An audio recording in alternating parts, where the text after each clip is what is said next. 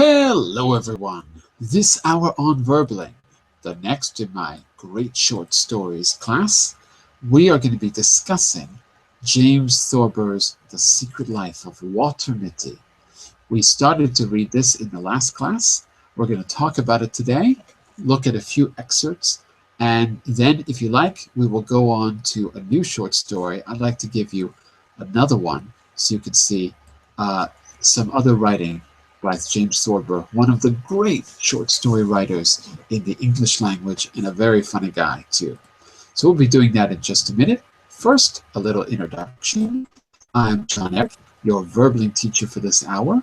If you click on the link in the chat window, you can follow me to see all of my upcoming classes. And while people are coming in, I'll do a little introduction. I'm an American teacher from New York, coming at you from Lisbon, Portugal today. I've taught over 1,000 classes on Verbling since joining in February 2013.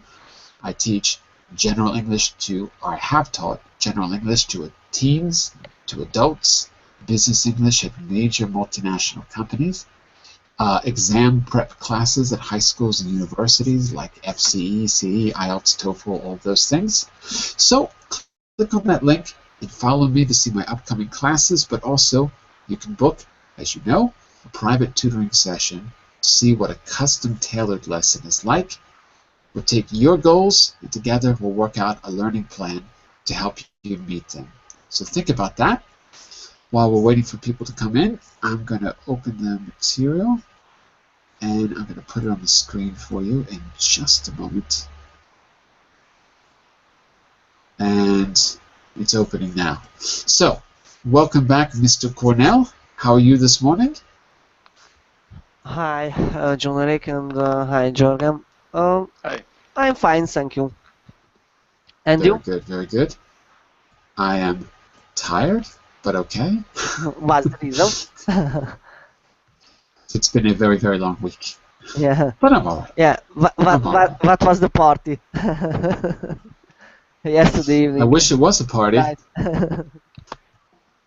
It was The party is that everyone's taking their TOEFL exam, and I've got 100 students all taking the test at the same time. That's the party. Yeah. A busy week. Yeah. What about you, Mr. Jorgen? What are you up to? How are you? I'm fine, thank you. I'm reading the last part of The Secret Garden. I'm finishing it today. And then I'm going to write something about it. A small literary study. Yes. You're going to write about it? Yes. I found on YouTube. I found a template on how to do a literary analysis, but it is for beginner, you know. So, and then I will start another book by John Grisham. Right. Which one? Bleachers. Bleachers. Yes. I think it's about American football. Oh, okay. Yeah. It sounds familiar. Oh, yeah. I was going through his books, and then I decided it had to be another very long book. So because I was looking at the one who have been made into a movie, A Time for Killing, I think it's called, A Time to Kill. Everything he's written has been made into a movie. All of them. Yeah. But sometimes the titles are not the same. I think Rainmaker was a Francis Ford Coppola movie. The one you talked about, Bleachers, I think was made into a movie as well. I remember right. I'm pretty sure it was. Everything. But there's sometimes they're adapted and they change the name. Very interesting. And so you're reading this in regular English? Is it difficult for you? You find it difficult? Not that much. You know, I can look up words, and I read on Kindle, so I can make highlights and comments directly into the book. And you can save words into a personal dictionary, can't you, on the Kindle? Yes, I don't know all the features, but at least I can highlight the words, so it's easier to see who said what and what is the keywords. It's easier to look up than. Yeah, As far as I know, you can create your own dictionary on a Kindle. I don't have one, so I don't know for sure, but Well, I my have students to. have told Yes. me. And that way, as you read, you kind of click and you save the word, and at the end, you've got a great word list that you can review, which is just the perfect way to go about reading. Oh, Because what I hate, fantastic. Yes. check it out. I'm pretty sure it's possible on Yes. Kindle. I will do that. Because Yes. what I hate doing is, I hate interrupting the reading to go and look up words. I'd rather not know the word 100% and keep reading. I hate having to stop. But what I like Yes. to do is, Yes. at the end of a passage, then go and look up words and see how, then sort of reflect. Well, let's see if we can do a little analysis of Walter Mitty. So, did you both read the story already? No, I haven't read it. Last week, weren't you in class with us, Jorgen? Jorgen? No, I skipped class. You sent me some material. Ah, Unfortunately, I haven't read it. okay. I What looked at about it, but I haven't read it. you, Mr. Cornell? Have you read it already? Yes. Okay. So, give me a second here.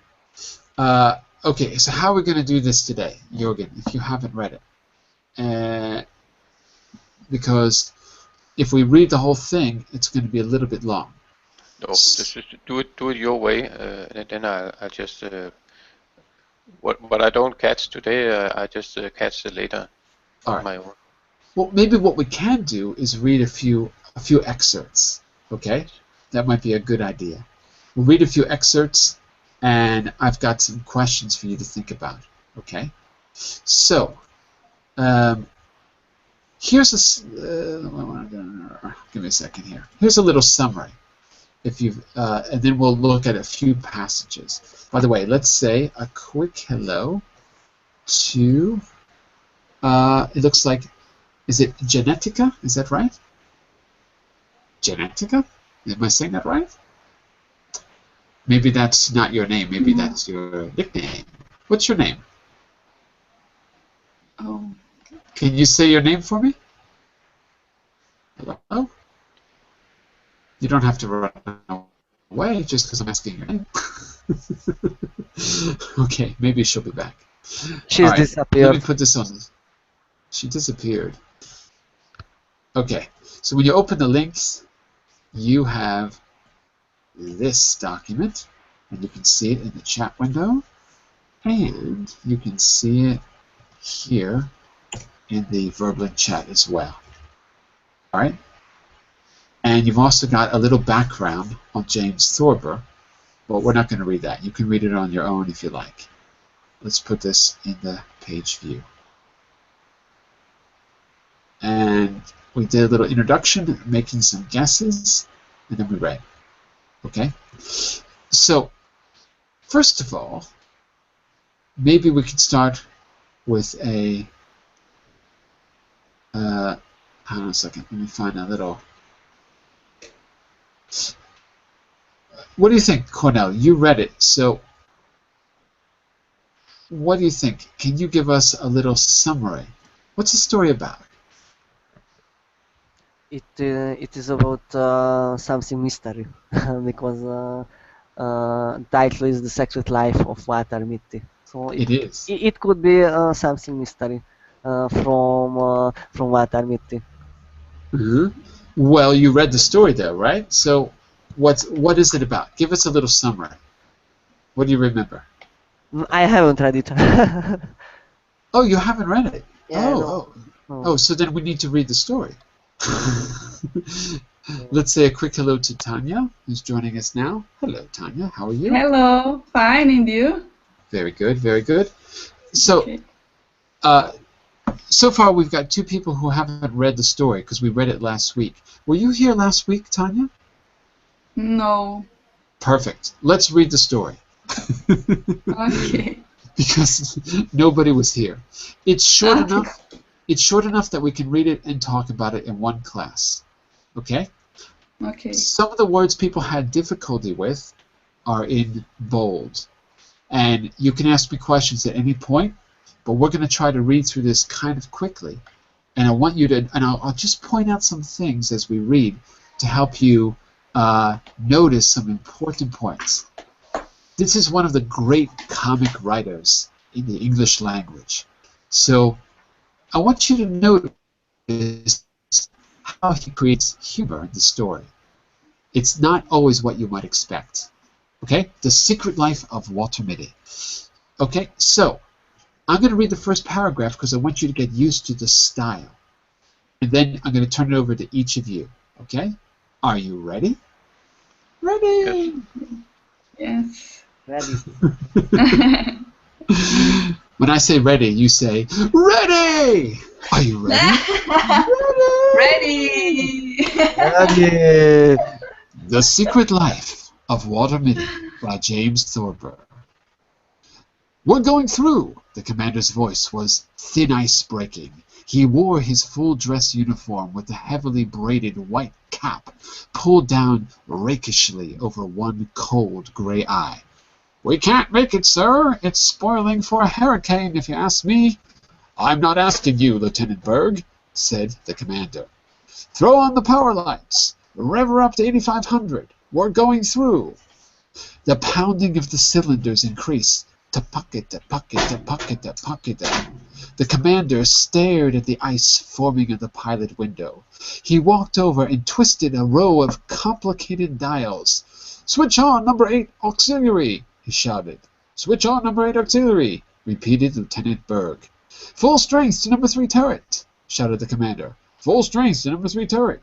The crew, bending to their various tasks in the huge, hurtling 8-engine Navy hydroplane, looked at each other and grinned. The old man'll get us through, they said to one another. The old man ain't afraid of hell. Not so fast! You're driving so fast, said Mrs. Mitty. I'm going to stop there. So, what's going on in this story in the first paragraph and the first sentence of the second paragraph? What's going on? Let me see. They are preparing to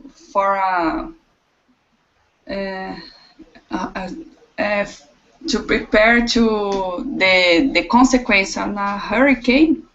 Mm-hmm. They're going to fly through the hurricane. They're going to fly right through. Into it. I didn't understand. Could you repeat, please? Where are they? Tatiana. Tatiana. I keep calling you Tatiana. Tanya. Last class I had Tatiana, so now I'm calling you Tatiana. Okay. Tanya, where are they? Where are they? Are they in a house? Are they No. No. What are they inside of? Look at the ending of the paragraph. The crew. The crew bending to the various tasks in the huge. Maybe in a I don't know. I will guess in a ship. You don't have to guess. I don't have to guess. 8-engine Navy hydroplane. They're in a hydroplane. Do you know what that is? Where? No. Hydroplane. Yes, I don't know where. Hydro means water. Hydroelectric. Hydro means water. So, okay. It's a plane that can do what? If it's a hydroplane, what can it do that regular planes cannot do? It can be driven on road. Yeah, well, or at least it can land on water. Yeah. That's right. And what are they? So they're in the hydroplane, they're flying, and what are they facing in front of them? What's happening right in front of them? Look at this line over here, where the Lieutenant Berg says, where is it? This line. It's spoiling. Whoops! What just happened? Why did that just happen? What happened? Oh, I accidentally put a link there. Sorry. Lieutenant Berg says it's spoiling for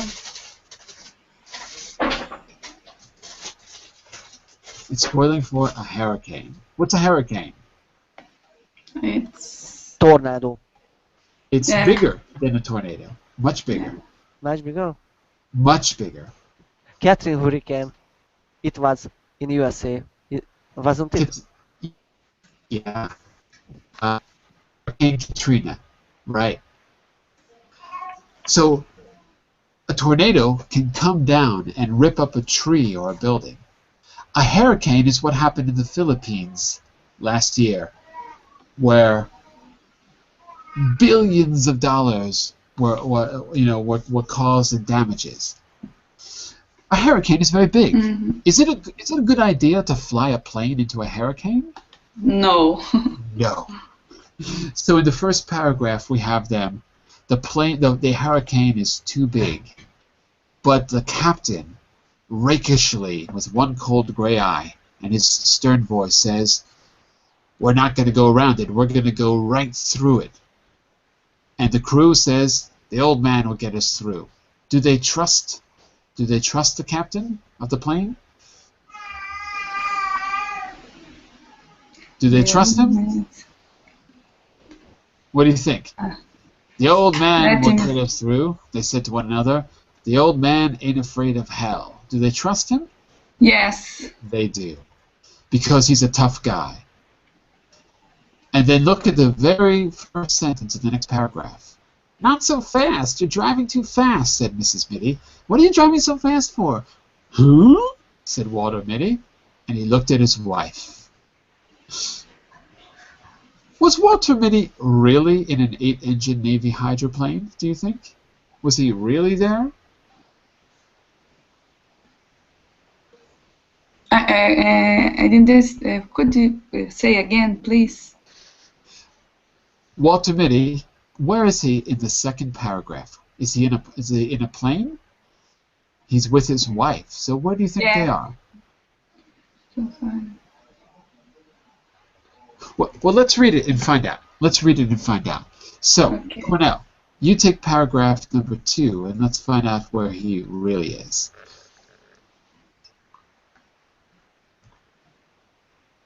What should I do? Reading? Read. Yeah? Not so fast. You are driving too fast, said Miss Mitty. What are you driving so fast for? Said Walter Mitty. Not him, but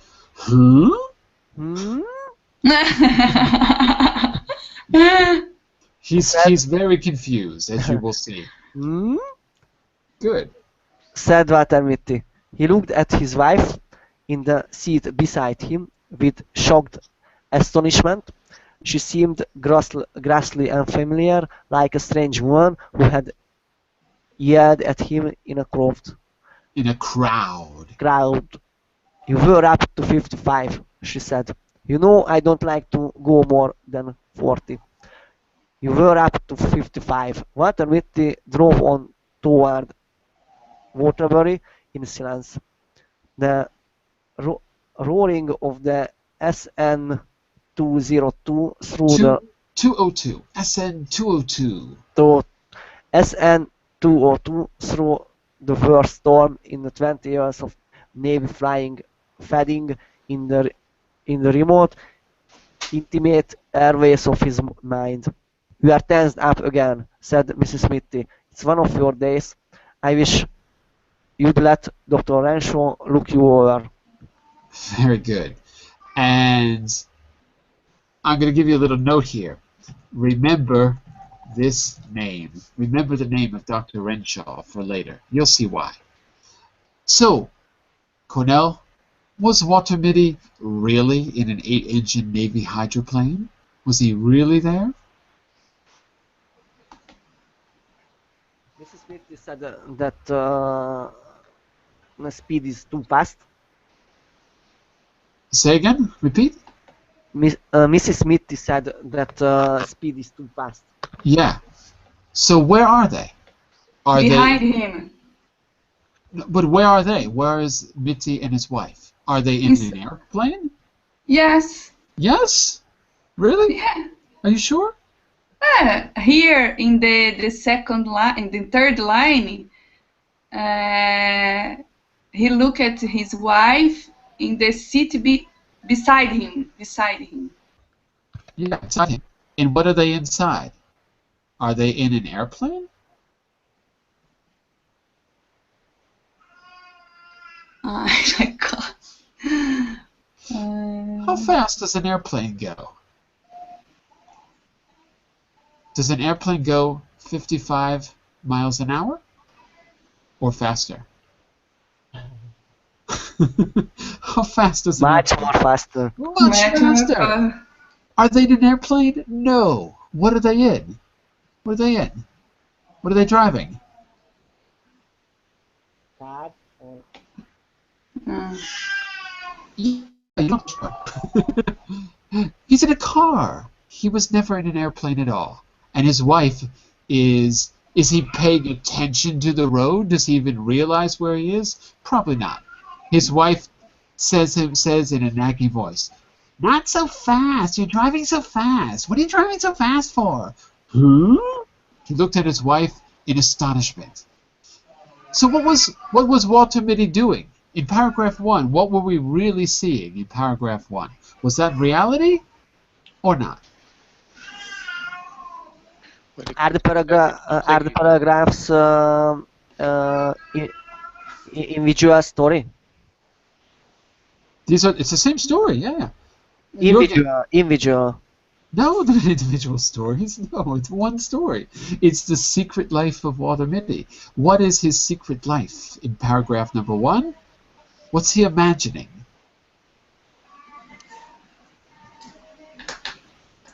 Well, it could have been something that that was real, that happened when he was a soldier many years ago, perhaps, that he Could recalls. be. It can Could be. also be something that he just imagines out of pure fantasy. Because he's a little guy who's being yelled at by his wife.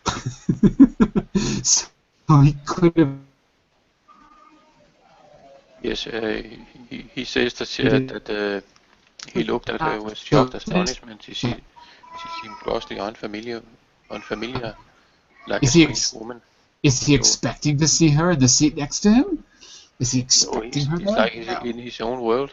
He's in his own world. Exactly. So he wasn't Captain whatever his name was. He's Walter Mitty. He's not really flying a plane. He's driving a car to Waterbury. Jürgen, take the next paragraph for us. Paragraph Yes, 3. paragraph 3. Yes. Walter Mitty stopped the car in front of the building where his wife went to have her hair done. "Remember to get those overshoes while I'm having my hair done," she said. "I don't need overshoes," said Mitty. She put her mirror back into her bag. "We've been all through that," she said, getting out of the car. "You're not a young man any longer." He raised the engine a little. "Why don't you wear your gloves? Have you lost your gloves?" Walter Mitty reached in a pocket and brought out the gloves. He put them on, but after she had turned and gone into the building and he had driven on to a red light, he took them off again. "Pick it up, brother," snapped the cop as the light changed, and Mitty hastily pulled on his gloves and lurched ahead. He drove around the streets aimlessly for a time, and then he drove past the hospital on his way to the parking lot. Okay. Let's find out what happens next. The next short paragraph. Keep going, Jürgen. Yes, "It's the millionaire banker Wellington Macmillan," said the pretty nurse. "Yes," said Walter Mitty, removing his gloves slowly. "Who has the case?" "Dr. Renshaw and Dr. Enbow. But there are two specialists here, Dr. Remington from New York and Dr. Richard Mitford from London." He flew over. A door opened down a long, cool corridor, and Dr. Renshaw came out. He looked distraught and haggard. "Hello, Mitty," he said. "We are having the devil's own time with Macmillan, the millionaire banker and close personal friend of Roosevelt. Obstruosis of the ductal tract. Tertiary. Wish you'd take a look at him. Glad to," said Mitty.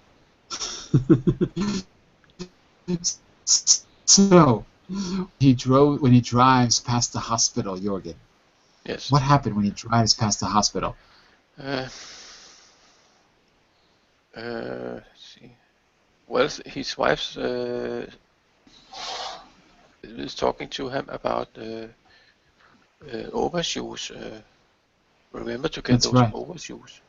And then he responds, "I don't need overshoes." Are they talking? Is she just talking to them? How is she treating him? How do you think he feels?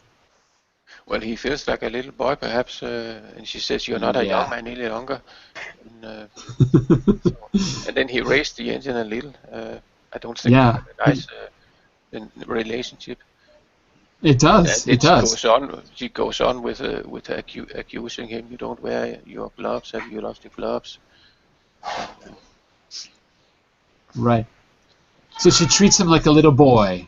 yes, And why do you think? What does this mean here? He raced the engine. Do you know what he's doing in the car to race the engine? I think he's what do you call it? Pounding the speeder, so to Yeah, the make a noise. accelerator. Yes, Right. to show he's angry.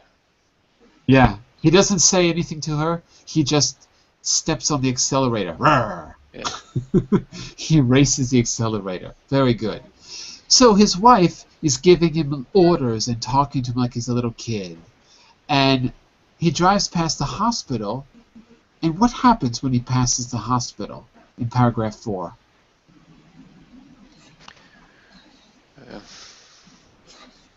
Someone spots him, a nurse. I think a nurse says that this is the millionaire banker Wellington Macmillan. Right. No, sorry. It's Walter Mitty who says it's the millionaire banker. No, it's Walter Mitty who says yes, right? The nurse is speaking to him. So, where are we? Is this reality, Jorgen? No, I think he's back in his fantasies. Probably back in his fantasies. And remember this guy from earlier? Yes, he's part of his fantasies, perhaps. Earlier we had. Yes. She says, "I wish you'd see Dr. Renshaw," and now we have Dr. Renshaw. So he's there, but now Renshaw works for him. So we'll make a little comment. That was his wife that introduced Dr. Renshaw. And then Yeah, but he's going to be, in the beginning, his wife wants him to be Dr. Renshaw's patient. I wish you'd let Dr. Renshaw see you.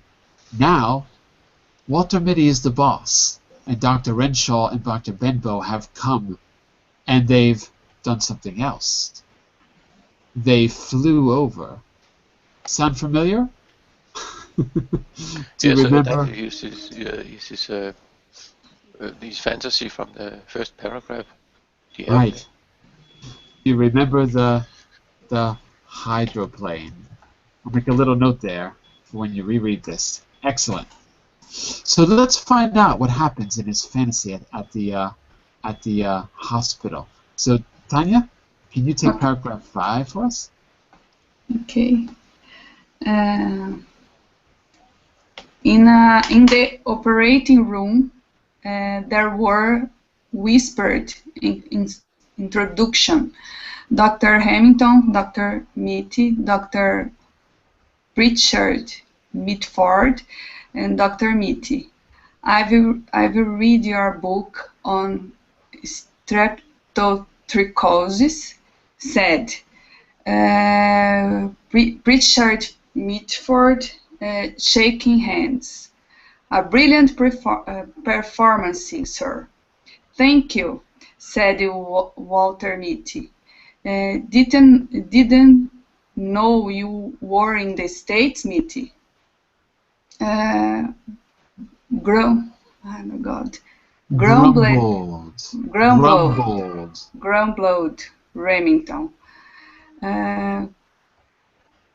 Calls to the new castle, bringing Mitford and me up here for a tertiary.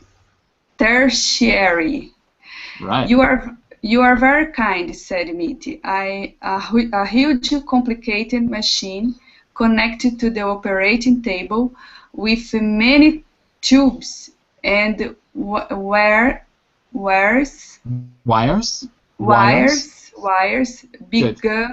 began at this moment to go pocket, pocket, pocket. The new pocket up, pocket up. Okay, pocket up, pocket up, pocket.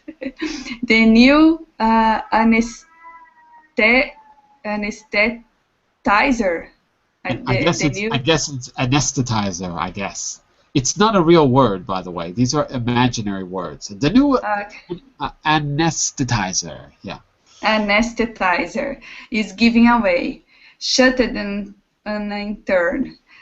There is no one in the East who knows how to fix it. Quiet, man, said Mitty, in a low, cool voice. He sprang to the machine, which was a no-going pocket, keep. He began fingering delicately a row of glistening dials. Give me a fountain pen, he snapped. Someone handed him a fountain pen. He pulled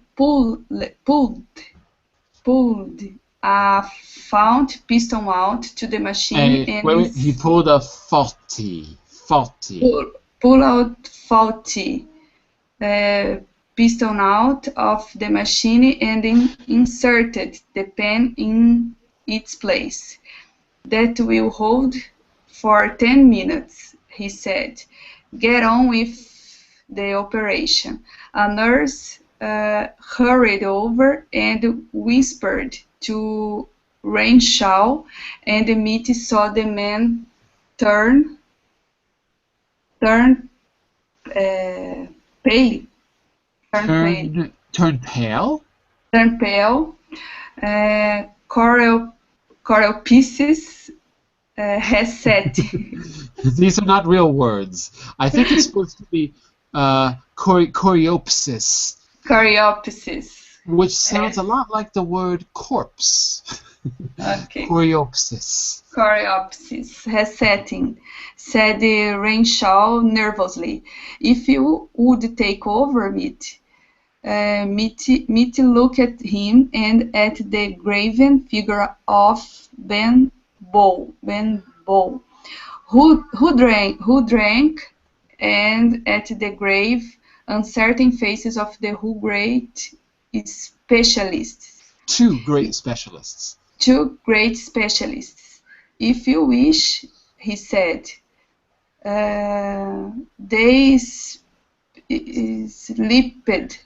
They slipped a white gown on him.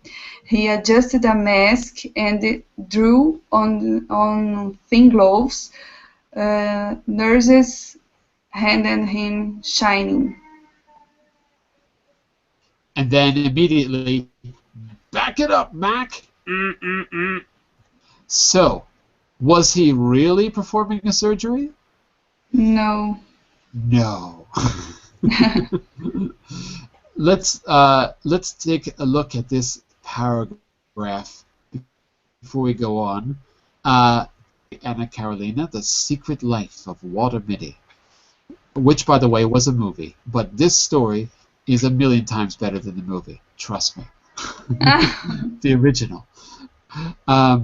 So, I want you to tell me. Do the imaginary words remind you of anything? What do they sound like to you? So I'm going to put a few examples in a comment on the. I'll put them there in the middle of the screen. So we have anesthetizer, and we've got choreopsis, and we've got a funny name. We've got Benbow, is it? Benbow, right. Dr. Benbow. And we probably had a few others. Okay, so those comments there are on the right side. They're not real words. They're invented. Do they remind you of anything? Do they sound like anything else? Anesthetizer, choreopsis. Do they sound like anything? Oh, there's another one too. I forgot. Streptothricosis. Streptothricosis. I'll put that there too. What do they sound like to you? What do they sound like? Go for it. Streptothricosis sounds like a name of a disease. It does. Yes. It's like strep throat or something like that, right? Yes, exactly. And Pocta sounds like a onomatopoeia, a sound. Onomatopoeia. Yeah. Yes. A word that sounds like the action Yes. that it does. Very good. And class, because you weren't here in the beginning, class, did we hear that sound earlier in the story somewhere? Jorgen, Cornell, Tanya? We heard it on the plane. Yes! Yes, we heard it on the plane. What was happening at that moment with the plane? Well, they were amping up the engine to 805,000, and they were getting ready to go through the hurricane. Right. And the plane didn't sound like it was going to make it, because it was going pocket up, pocket up. That's not the sound you want to hear when you're about to fly through the most powerful storm in history.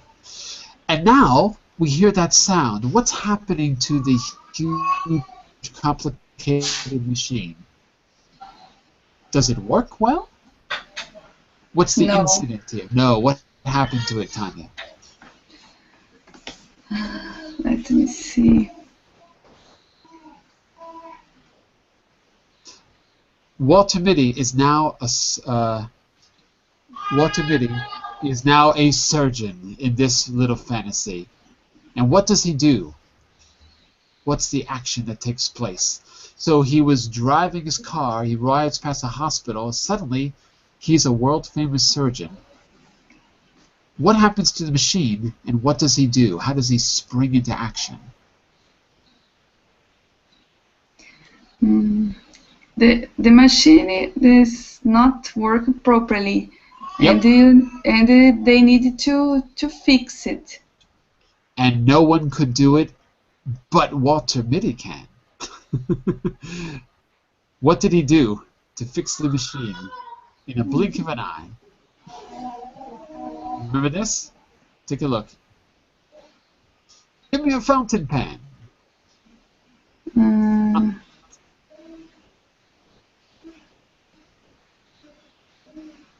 He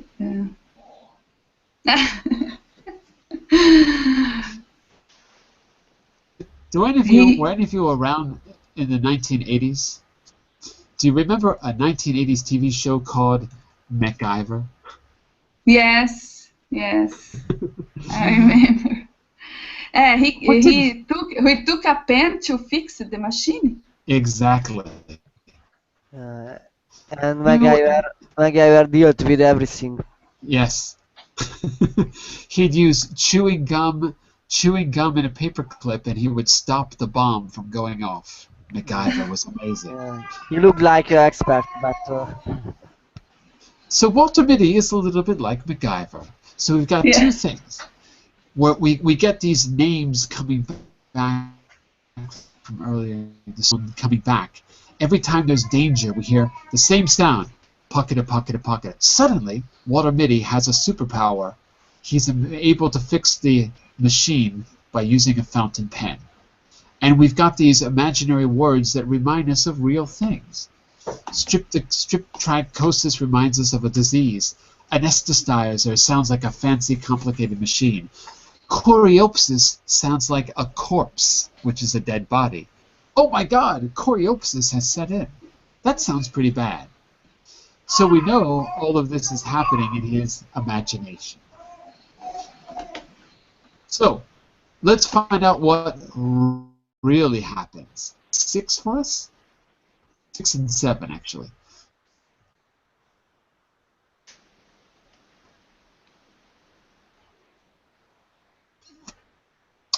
Anna Carolina, are you there? Yes, sorry, I didn't hear my name. Ah, okay. Because I said Anna instead of Anna. I'm Anna sorry. Carolina. Sorry, teacher. Take 6 for us. Okay. Back it up. Mackie, look out for that Buick. Buick, which is a big car, a Buick. Buick. Okay.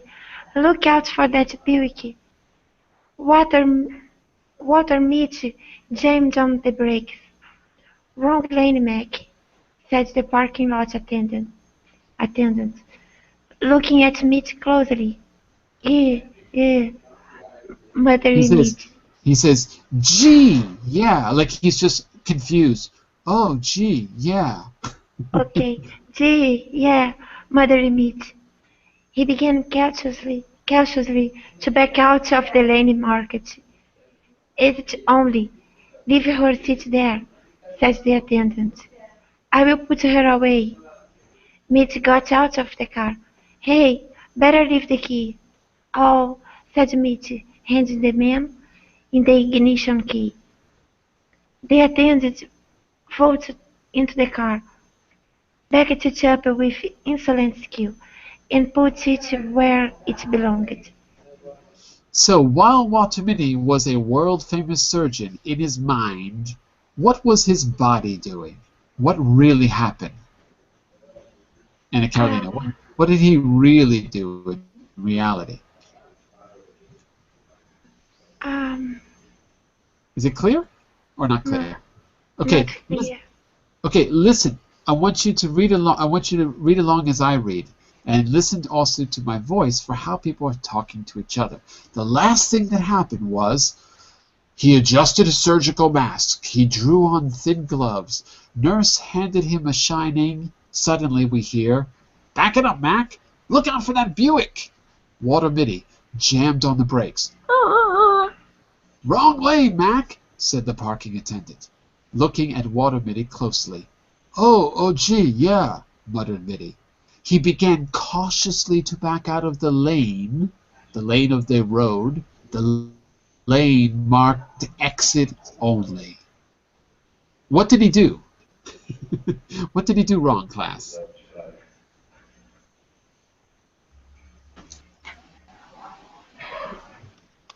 Well, he wasn't paying attention. He was in his own world. He wasn't seeing where he was going. And where was he going that he shouldn't have been going, Jorgen? He went into a wrong lane at a parking lot. Yep. He went But it was in the out lane. That means that he was about to hit a bunch of cars because it's a one-way road out, and he went in the one-way exit lane. He went in, and who's the better driver, Walter Mitty or the parking lot attendant? Who's the better driver? well. The parking lot attendant looked at him and said that he was on the wrong lane, and of course his wife sitting at his side is the better driver. No, his wife's getting her hair done. He's alone. Oh, sorry, yes. His wife's at the He's hairdresser. alone in the car. Yep, and he's just daydreaming. Yes. And what does the attendant do? He vaulted into a car. Vaulted is like when you're at the Olympics and you jump over those little beams that they have set up on the track. You do a vault. So he vaults into the car, backs it up with insolent skill where it belongs. So Walter Mitty, in other words, he's totally lost. He's the club. Attendant is like an expert. Boom! It's parked in the right place, no problem. And let's find out how he feels. So Anna Catalina, why don't you take the second one because that was kind of short. Can you take 7 for us? All right. Could you scroll up? 1 second. Can you see it now? No. Okay, now I can. They're so damn cocky, thought Walter Mitty, walking along the main street. They think they know everything. Once he had tried to take his chains off outside Milford, and he had got them wander around the exhaust. A man had to come out in a wrecking car and unwind them. A young, grinning garageman. Mm-hmm. Since then, Mr. Mitty always made him drive to a garage to have the chains taken off. The next time, he thought, I will wear my right arm in a sling. They won't grin at me. Then, I will have my right arm in a sling, and they will see I couldn't possibly take the chains off myself. He kicked at the slush on the sidewalk. Overshoes, he said to himself, and he began looking for a shoe store. Very good. And overshoes we heard earlier in the story. You weren't here in this part, Anna Carolina.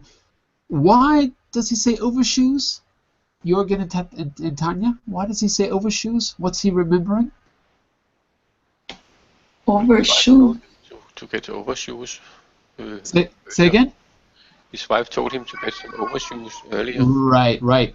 The one thing he has to do, his only task, is to go and buy these rubber boots that you put on over your shoes so you don't get them dirty because it's cold and wet, right? The one thing he has to do is get overshoes, and he forgot, and he just remembers. Oh, overshoes.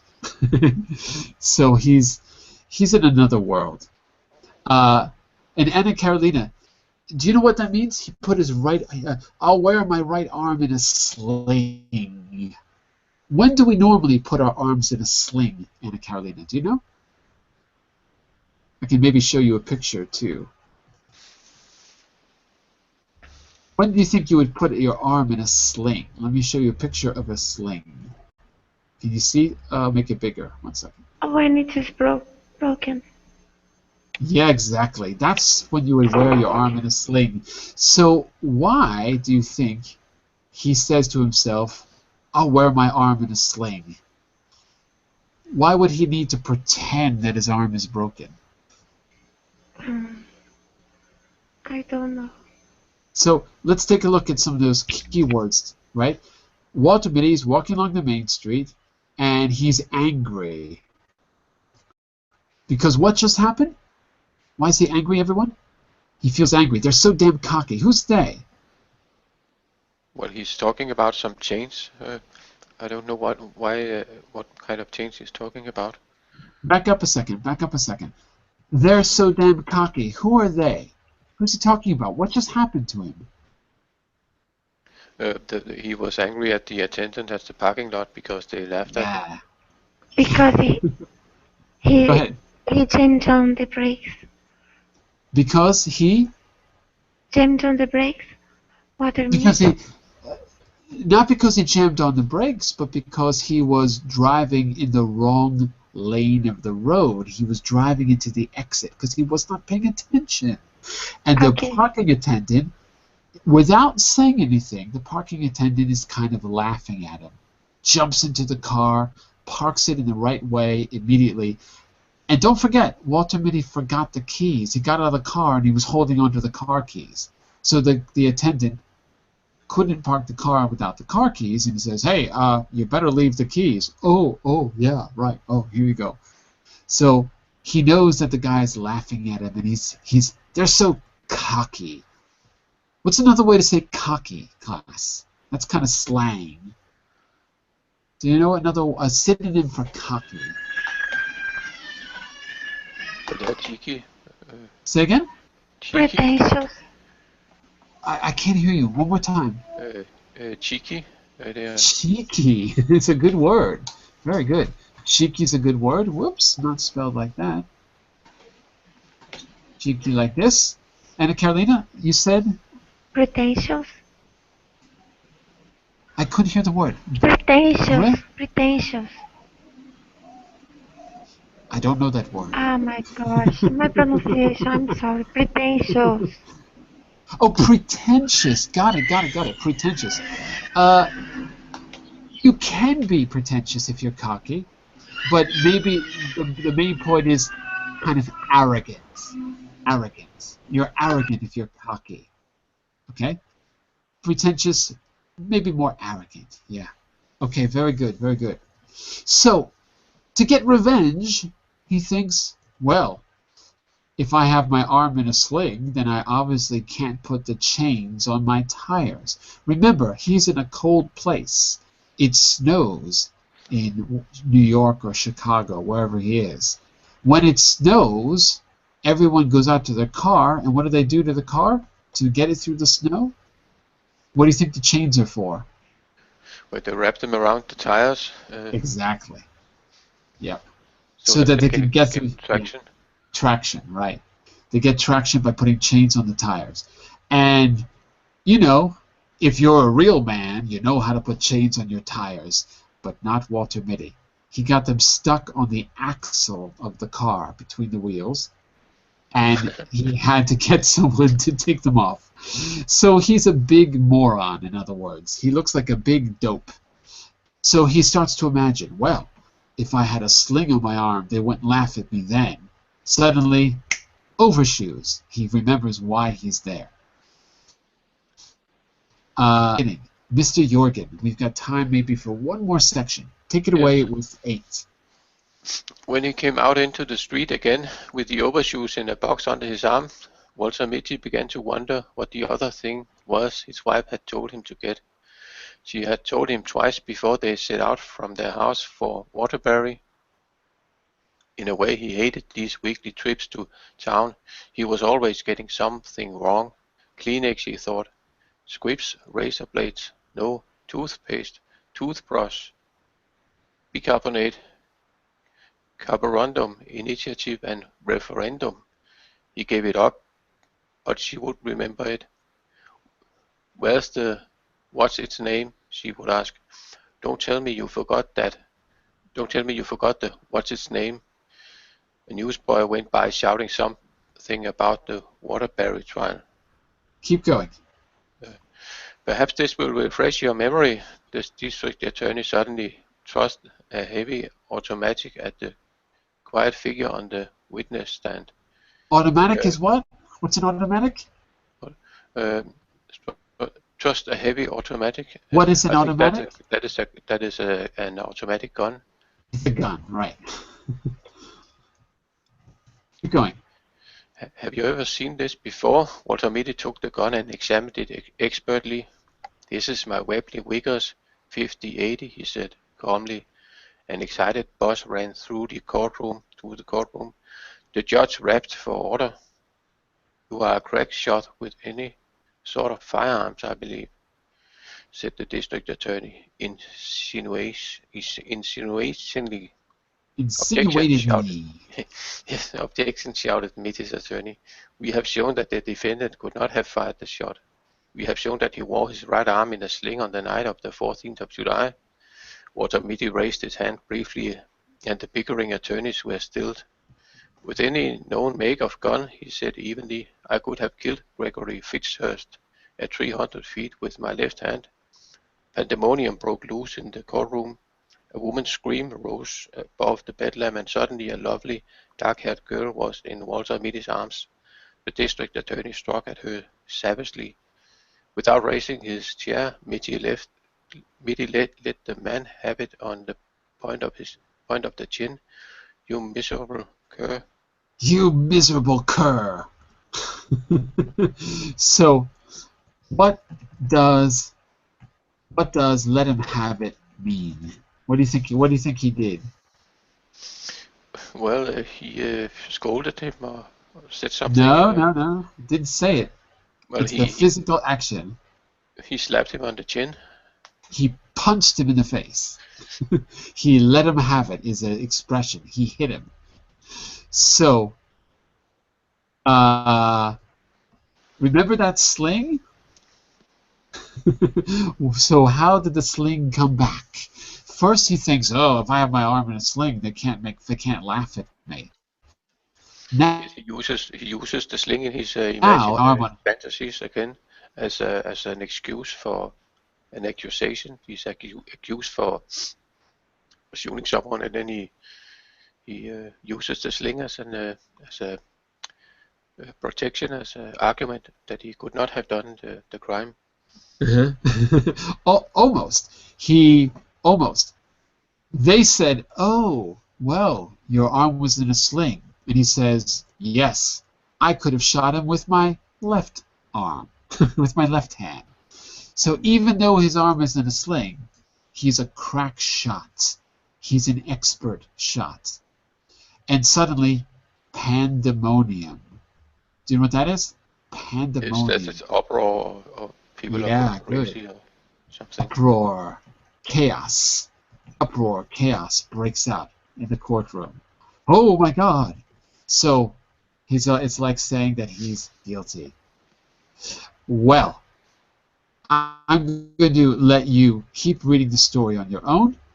We're almost actually, we're in the last third of the story. We got 10, 11, 12, 13, 14. So you got what? 4 paragraphs. Or 6. 6 paragraphs. Okay? So we're in the last third of the story, but we're out of time. I want you to read the story. I've got a few questions for you to think about on your own. And in the next class, we're going to talk about the story. I want you to notice things like repetition. Maybe what I can do is give you a few other questions to help you think about some details. And if you have any questions in the meantime, you can send me a message in the message window if you've got specific questions, and I can help you. So I want you to read the whole story on your own, and including the last 6 paragraphs. We're going to start a new story next Friday, but we're going to, in the beginning of class, we're going to talk about this and how James Thorber creates brilliant humor through repetition, through puns, plays on words, and through playing games with the language. Okay, we're going to talk about it and make sure it's clear, and I want to know your opinion about the secret life of Walter Mitty. Yeah. Yes. Deal? Yes, that's a deal. All right. Okay? Everything okay, Anna Kalina? Good? Okay. Thank you for the lesson. Yes, I'm sorry because I just woke up and I. Oh, no problem. Don't worry. Read the rest of the story on your own, and we're going to talk about it. I will. Okay. Very good. Bye-bye. Bye for now. Bye for now. See you.